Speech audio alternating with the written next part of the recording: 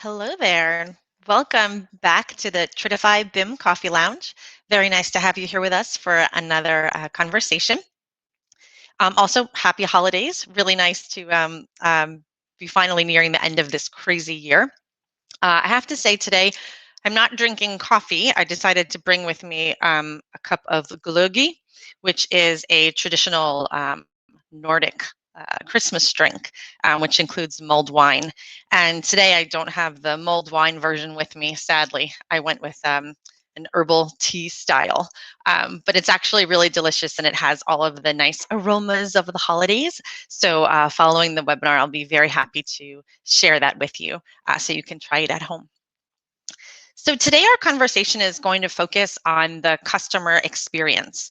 We really wanted to think about new and different ways that we can be engaging our clients in the building and design process, and particularly the use of VR.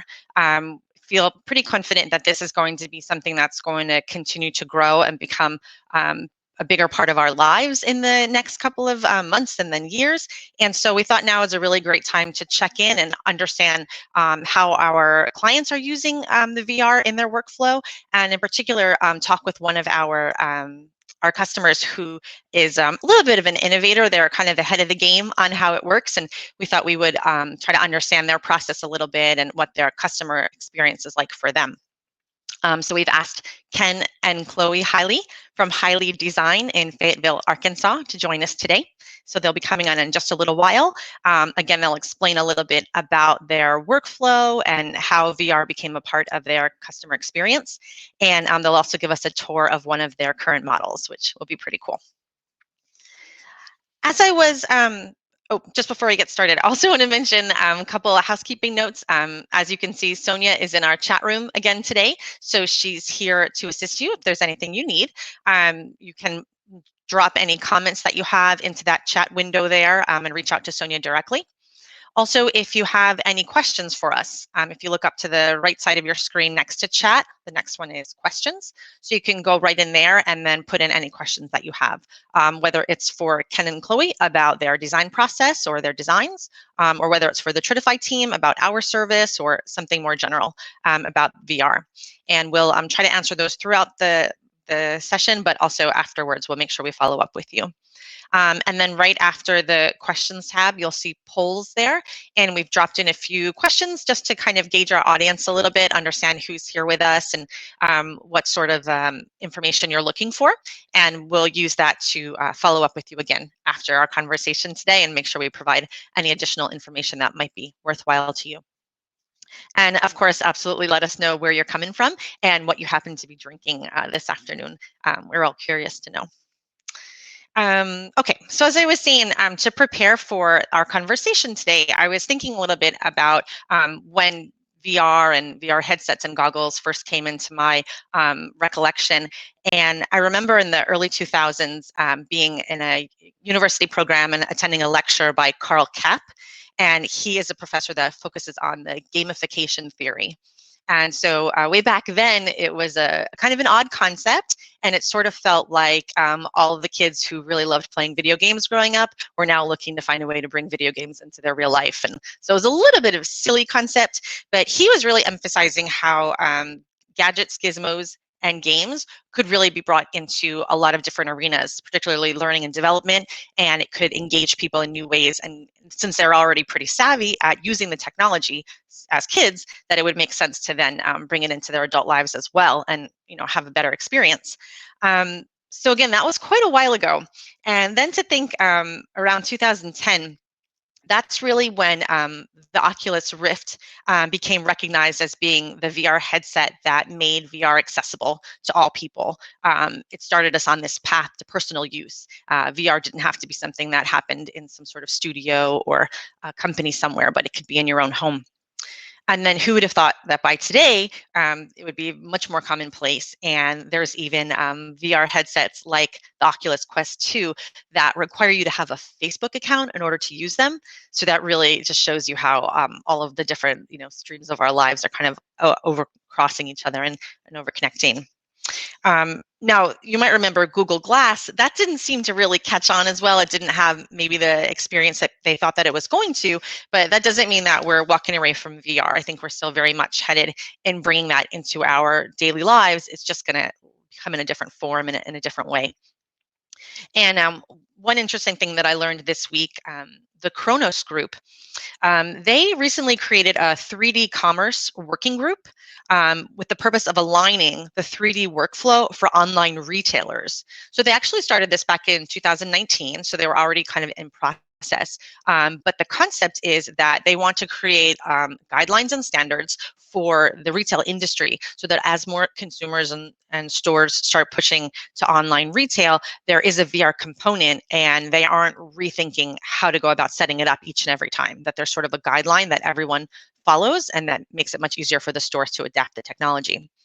And just last month, they released an update of their workflow with new guidelines that create open standards for the 3D assets and then also open XR for AR and VR applications. And that to me just really signals like a tipping point. They've kind of set a standard now. There is a guideline for these stores to use, which means next step is really putting these into effect and into place. And if you can imagine, if the typical consumer becomes very comfortable with using VR for a shopping experience, for buying a pair of jeans or buying shoes or something, then I think this is only going to keep moving forward and customers are going to come to expect VR in other aspects of their lives. So for example, I can imagine a customer saying to, well, yeah, please send me the latest version of my model, my design, but I don't want it in a PDF and I don't want to be on a Zoom call where you're trying to share, your model on a shared screen. Can't you just send me a link? I just want a link to my model and I'll just take a look at it. And they're going to feel a lot more comfortable with what that means and what that's going to look like. And it'll just make this whole thing a lot more invasive into our industry, and we really need to know how to take advantage of it. So that leads us to bringing Chloe and Ken into the conversation. And if you're there, we can welcome you in. There we go. Hi, everyone. Oh, can you hear us okay? Do you have audio? Yes. Okay, awesome. Well, welcome to the Coffee Lounge. I hope you guys have something fun to drink there. Yeah, Anything we'd be? we have green tea. Oh, very nice. Good day for tea. Excellent. Well, we appreciate having you here. And like I said, you guys seem to really have embraced VR in your customer experience really nicely. And we'd love to dig into that a little bit more, understand what your process is, and maybe if there's anything that our other guests can replicate or try to put into their workflow. But first, can you give me just a little bit of a background on your company and when you got started and what you're most interested in working on as designers? Yeah, so Chloe and I both went to the architecture school here in Fayetteville, Arkansas, the Fay Jones School of Architecture.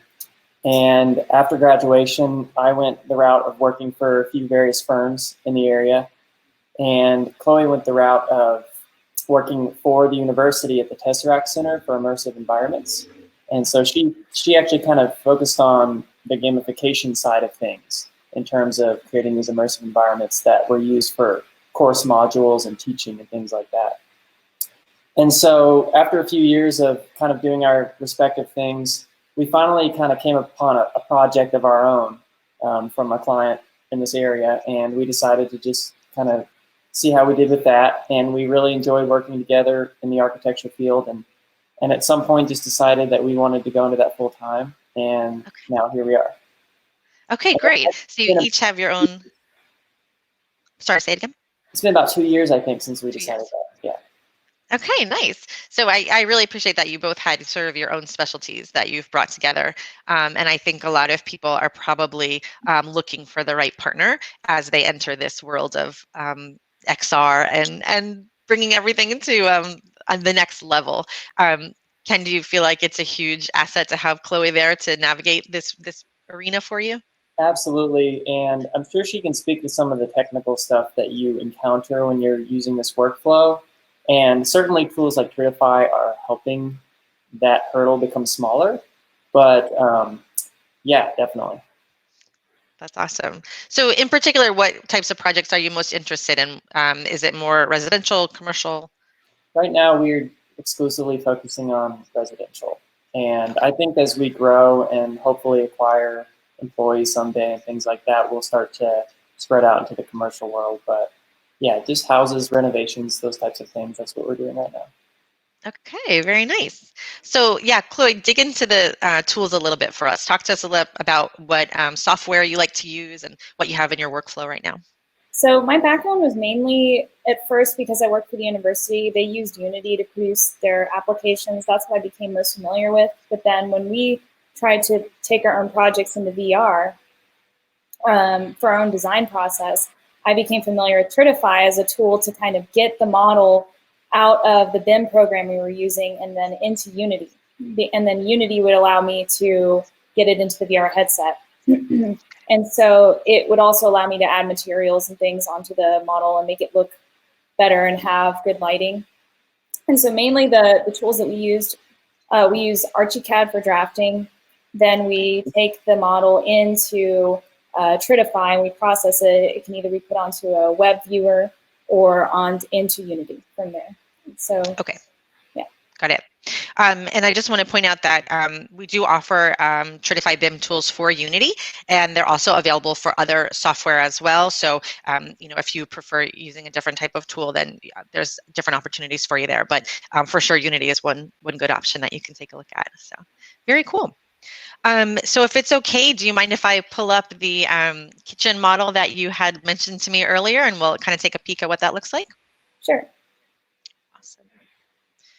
Grab that really fast, show it to everybody.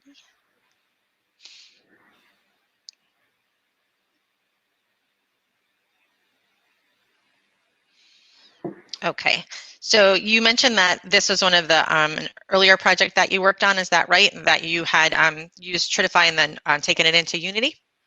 So so our client wanted to see their space in VR, and we were doing a kitchen renovation for their house.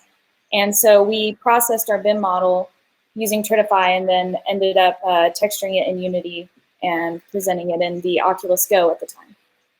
Okay, so let's take a step back there. So you said your client actually asked you if you could put it into VR for them. Yeah, they really wanted to see it. It was kind of like we were all at their house, and then they would put the VR headset on, and then they would see, like, this is the space before, and then they put the headset on. It's like, this is the space after, and it was really cool for them to stand in the kitchen. It was really an eye-opening moment because up to that point, we had done pretty traditional presentations just using drawings, elevations, plans, and renderings. And I think this is probably our third presentation, and we'd showed them a few renderings, and they seemed like they were liking everything, but it wasn't really until they put their head in the headset and actually looked around and got a sense of scale and really started to understand how everything was relating that they said, okay, we're 100% on board now. We really like the concept, and let's just go for it. Okay, awesome. So I can totally appreciate that. I mean, just the quality of your work anyway is fantastic. I can really visualize this space, but I can also imagine that if you were to step into it and then have some sort of a 360 view and really just get that feeling of like, okay, this is where I'm going to stand, this is where my stuff is going to be, it just totally changes the personal connection to the space. Let's go through a couple of other images here. So this is a reverse angle of the kitchen, is that right? Yeah, it's the other direction. And so we were mainly focusing on their kitchen space, and this is like the banquette area that they requested, and then also their china cabinet. Okay. Yeah. I love that chandelier too. I'm searching for a new chandelier for my kitchen. So Yeah, that's the Finnish influence in this project. I was just going to say, it looks really familiar, actually. So that's too funny. Okay, and here's another angle as well. Wow, this is gorgeous. And you said that it was like maybe the third conversation where you started incorporating the VR itself. So you kind of set the stage and then moved into that from there. Yep, and it was pretty impactful for that series of presentations, and I do think that probably one of the primary values of of this technology is presentation and allowing the client to understand what you're trying to communicate. But we also look at it as a tool for our own workflow, in the sense that while we're working, we're developing the model, and they're usually in a lot rougher states. They may not have any materials on them, but we may just be putting our own heads into the headsets in order to just get a sense of scale and get a sense of progression and sequencing through a series of spaces, and understanding if they're really flowing the way that we are imagining when we're looking at them in plan or section. Okay, that's so interesting. So sort of the same experience that you're offering to the client, you're taking yourself to make sure that it's matching the ideas that are in your head and what you're kind of laying out on the paper, that it kind of comes true to life. Exactly. So yeah, super cool. Sometimes things seem bigger on the paper than they do when you put the headset on, or vice versa. And so it really kind of helps you hone it in there. Yeah. Yeah. Okay, gotcha. And I have one more image here that I can share. And why don't you tell us what's going on here? Hey, I know those guys. I'm holding the controller back there, and I'm motioning. I'm describing something. Who knows what it is? But I think Okay. it's actually the first time we had ever shown a building in the headset, and this was for our Pixel Media School. Yeah, that project was a set of. It was supposed to be like a prospective building that could possibly be built. They were trying to fundraise for it, and so he wanted to see it in VR, and he also wanted to present it in VR, possibly. Pixel as a company is trying to bring digital arts education to this region. Okay. And so this was right up their alley, as far as something that they would actually be teaching at their facility. So. Okay, and they incorporated it into the fundraising component, is what you're saying. Yeah. Mm-hmm. Okay, that's really interesting. Great. Well, and the goggles look like they're pretty simple, so you could travel with them and set them up for the client, no big deal, and show them off. So very cool. Yeah. All right, well, I'm gonna pop out of this now. And the next fun thing we have, we're going to try to actually dive into one of your models and see if we can walk around and understand what the experience is like for your clients.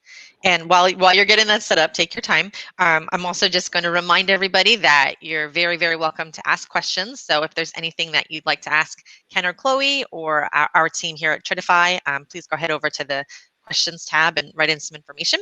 And we also have the polls option available too, so you can take a look at that. Let's see.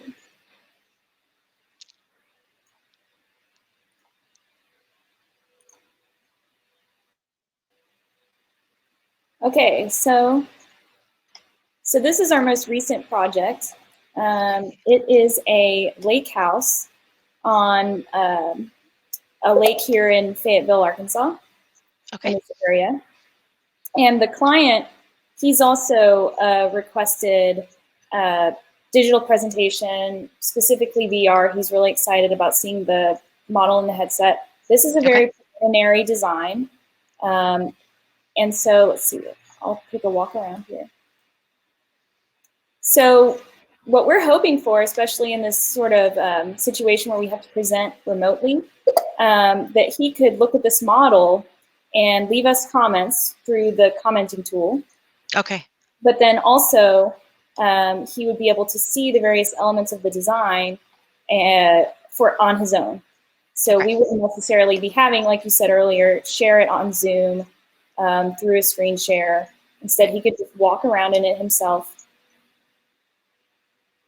And so for him, I think this is really helpful because he wants to see how all the spaces are coming together, and seeing a 3D model is really useful for him, understanding the space versus just a set of drawings. Right. Absolutely. I mean, this seems like a pretty fun project. I'm not going to lie. I see some really interesting spaces there. This isn't, just like a typical little bungalow. So that must be pretty cool. And he's obviously expecting to have a lot of guests because there's quite a lot of chairs. So very nice. His family is really large. Okay. And he wants to be able to entertain all of his sisters and brothers and their children. So that was his hope. I think he also wants to have big parties, but yeah. yeah. So he we wanted to take advantage of the views. There's a water feature off to this direction. Okay. So his spaces all face out toward there. Like this would be his office space. Wow. Okay. Yeah.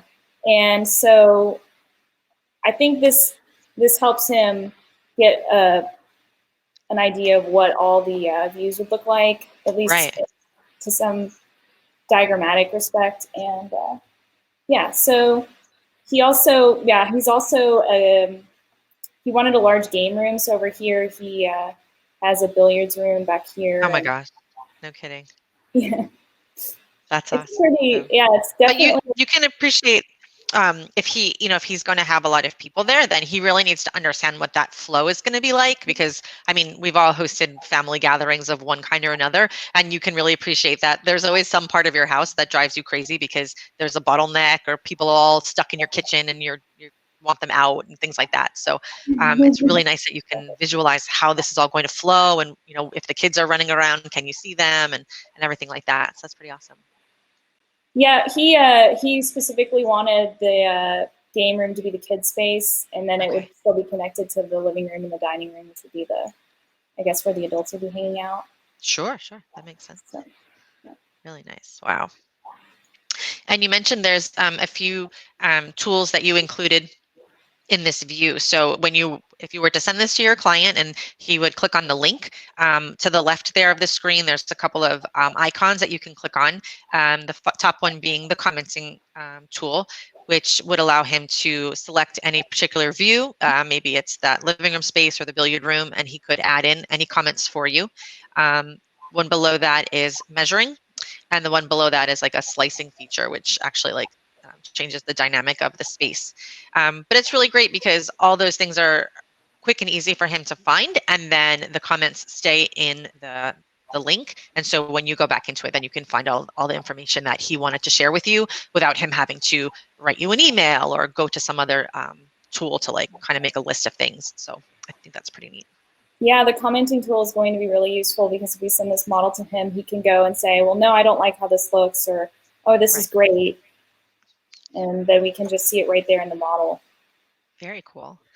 And I believe Sonia added the link to this particular model in the chat space. So for anyone, if you'd like to click on that on your own time, you can also have this experience of getting into the model and walking around it yourself and really see what all the features are like. And we'll keep that link active for a couple days so you can have a look at that and try it out for yourself. And at the bottom right, I just want to point out as well that there is a feature there for the VR goggles. So it makes sense that, if that's a tool that he's really interested in, then of course you want to try to make the model available. But like you said, right now, maybe that's not practical. We can't really be in the same spaces, or sharing a headset might not feel like the most comfortable thing. So, the BIM to the mobile device, iPhone or an iPad is a great second option to really feel what the space is like and to kind of move through it when that kind of walking the space kind of a feeling. It's very cool. Yeah, you can just put the headset on and then pull up the link, and you can press the VR mode and it'll display it for you in there. Perfect. So. All right, very cool.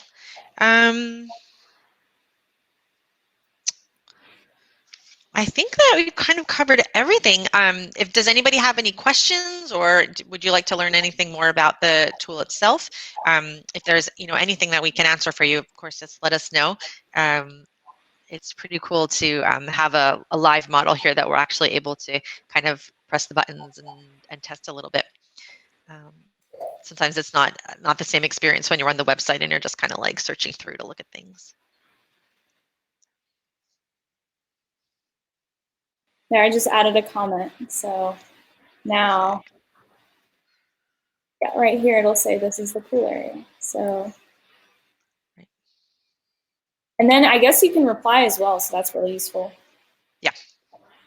Exactly.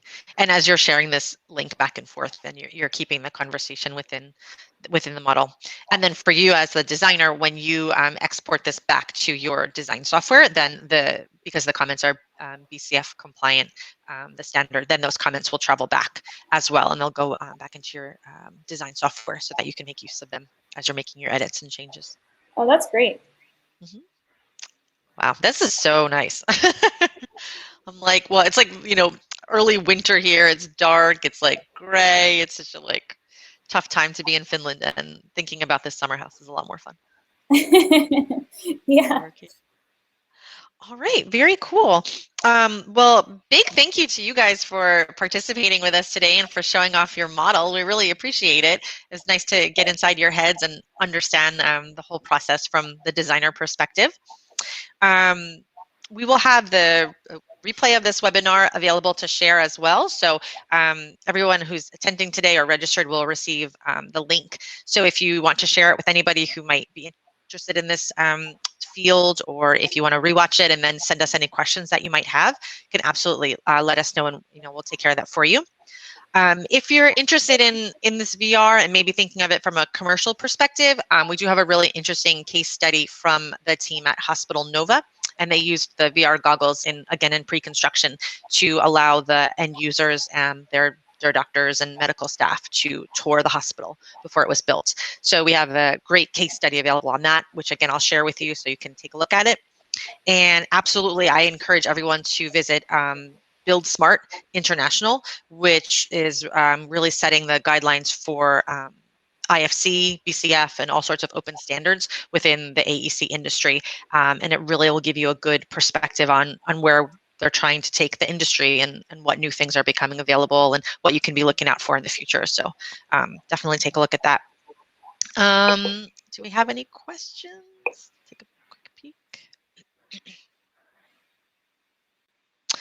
Okay, so quick question for you here. Kate is asking about materials in the walls. So can you see the various materials as they change from like one side of the wall to the other? Have you noticed that? I believe this model specifically does not have the materials broken down. Okay. Okay, I saw that you're using ArchiCAD, so I'm sure you're familiar with the composite wall versus just the generic wall. And since we're in SD right now with this project, we're just using the generic walls, and we just have overrides on each wall for materials. And so they did come into the Tridify Viewer with coloration, but they didn't come with texturing or anything. But I would imagine if you did have a composite wall, it probably would show the various layers. Yeah, and in our viewer, you are able to see that. So if that was something that was a part of the model, then it would have shown. So yes, Kate, you can. And she also asked about like prospecting. Have you used the tool at all for bids that you've been like working on, or clients that you're going after, or has it been mostly from projects that you've already secured? Yeah, I'd say it's for projects we've already secured. At least in that one case where we used it, it was going to be used for that fundraising project. That might have applied there. Right. They ended up going a different route with that. So yeah. But that was a really good point that you mentioned. I think if you're trying to wow your audience, whether it is a customer that you're trying to bring in, or if you are trying to secure funding, or if it's like crowdsourcing kind of funding where you need to go out and impress a lot of people, then this might be a really interesting way to attract their attention. And going the VR approach might help you to stand out and be a little bit more unique than your competitors. So something to keep in mind. All right, very cool. Well, I think that's all we have. Yep, Kate said thanks, so I think we're good. All right, awesome. Well, thank you, Ken and Chloe, again for being here with us and for sharing your work. I really appreciate it. It was awesome to get to walk around with you and understand your thoughts about everything. I want to let our audience know that we will absolutely be available again in January, coming back with another Tridify BIM Coffee Lounge.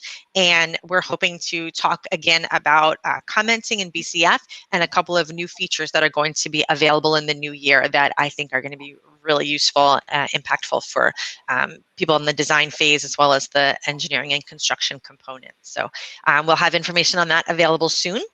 And other than that, I just want to wish everyone very happy holidays and lots of good things for 2021. Hopefully maybe a calmer and more stable year. And everybody can relax and enjoy it a little bit more.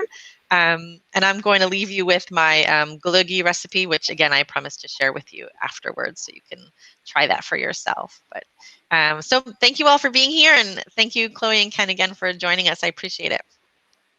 Yeah, it was nice to be here with everyone. So Awesome. All right. And put up my galoogi slide. Okay, we're good to go. Thank you so much. Take care. you too. Thank you. Bye.